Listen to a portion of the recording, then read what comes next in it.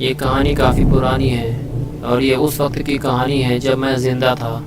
हाँ, अब मैं मर चुका हूँ। उस रात काफ़ी बारिश हो रही थी और इस वक्त रात के 11:30 हो रहे थे। अब बारिश काफ़ी कम हो गई थी, शायद अब बारिश रुकने वाली थी और मैं अपने रूम में लेटा हुआ था और सोने की कोशिश कर रहा था और बुल्ली अपने रूम में कंप्यूटर चला रहा था और वो मेक जो हॉरर की वीडियोस देख रहा था क्योंकि उसे हॉरर वीडियोस देखना ज़्यादा पसंद है। और तभी बेल बजने की आवाज़ आई और तभी बुल्ली बोला, गुल्ली देखो यार, इतनी रात में कौन आया है। और मैं उठकर चला गया, लेकिन वहाँ तो कोई नहीं था। हाँ, ज़मीन पर कुछ पैरों के निशान बने हुए थे और वहाँ एक डॉल रखी हुई थी।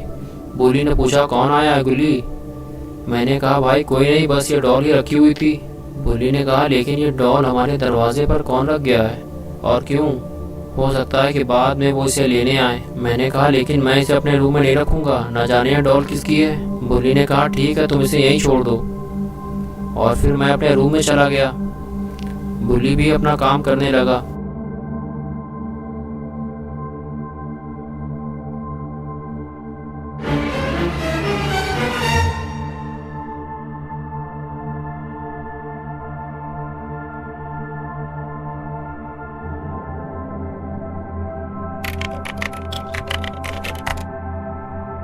और तभी मैंने देखा कि वो डॉल मेरे बेड के पास खड़ी हुई है।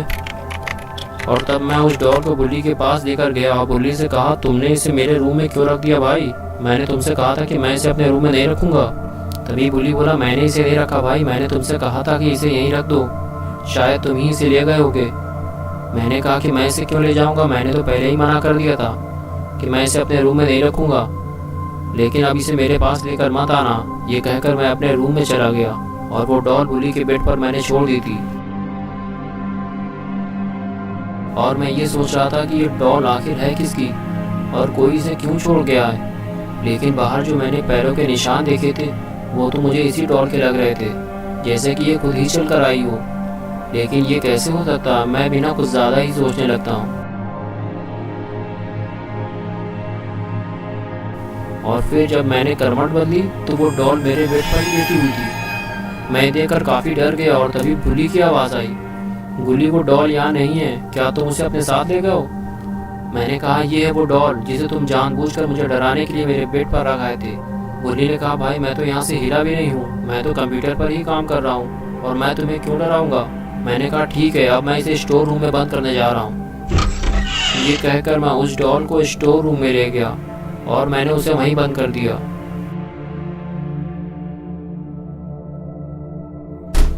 फिर मैं बुल्ली के पास गया और बुल्ली से कहा कि मुझे ये डॉल बड़ी अजीब लग रही है और अगर तुमने इसे मेरे रूम में नहीं रखा था तो वो मेरे पास कैसे आ गई? मुझे इससे डर लगने लगा है। बुल्ली ने कहा, ये सिर्फ एक डॉल है और कुछ नहीं, इसमें डरने की क्या बात है। हाँ, ये बात थोड़ी अजीब है कि ये डॉल तुम्हारे पास कैसे पहुंच जाती है, तो मेरे भी समझ में नहीं आ रहा। ठीक है, अगर कल इसे कोई लेने नहीं आया तो मैं खुद इसे उस कुएं में फेंक दूंगा जो हमारे घर के सामने है, क्योंकि वो काफ़ी पुराना कुआं है और उसका पानी भी अब कोई नहीं पीता, ना उसके पास कोई जाता है। अब तुम जाकर सो जाओ।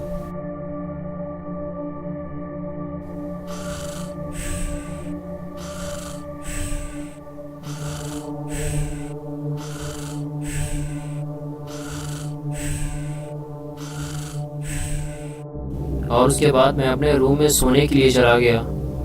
मैं अपने बेड पर लेट तो गया था, लेकिन मुझे नींद नहीं आ रही थी और अजीब सी घबराहट हो रही थी, जैसे कि कुछ बुरा होने वाला है। और कुछ देर बाद ही कुछ अजीब सी आवाज़ आने लगी, जैसे कोई दरवाज़ा खोलने की कोशिश कर रहा हो। लेकिन मैंने सोचा कि हो सकता है कि ये हवा से हिल रहा हो, क्योंकि हवा भी काफ़ी तेज़ चल रही थी। इसी वजह से मैं देखने भी नहीं गया।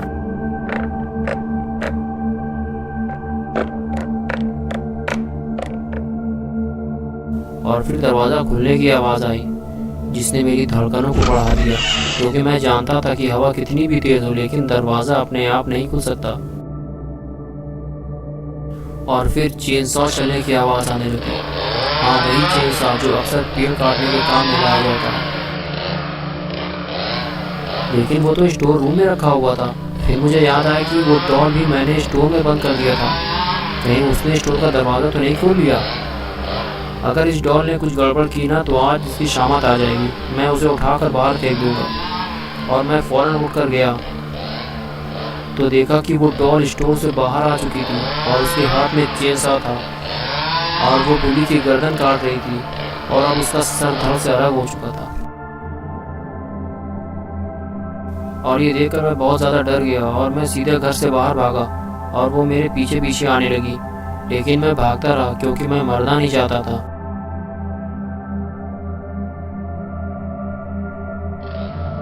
मैं बस भागता रहा। भागते भागते मैं उस कुएं के पास पहुंच गया जो हमारे घर के सामने था। ये काफ़ी पुराना कुआं था और यहाँ के लोगों का कहना था कि इस कुएं में कभी भी झांकना नहीं चाहिए क्योंकि इसमें झांकने वाला जिंदा नहीं बचता।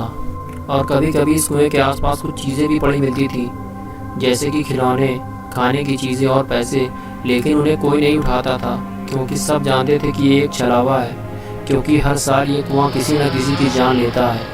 और अब मुझे यकीन हो गया था कि ये डॉल भी इसी कुएं से आई है और इसे हमें अपने घर में नहीं रखना चाहिए था, लेकिन इसे रखने की सज़ा हमें मिल चुकी थी। मेरा दोस्त बुल्ली मर चुका था, लेकिन मैं मरना नहीं चाहता था। मैं बस छुपा हुआ था और ये सोच रहा था कि वो डॉल जहाँ से भी आई है वो वापस चली जाए। और तभी कुएं में कुछ गिरने की आवाज़ आई।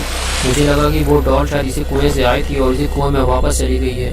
और तभी मैंने उस कुएं में झाँक कर देखा, लेकिन मैं एक बात भूल गया कि इस कुएं में झाँकने वाला जिंदा नहीं बचता।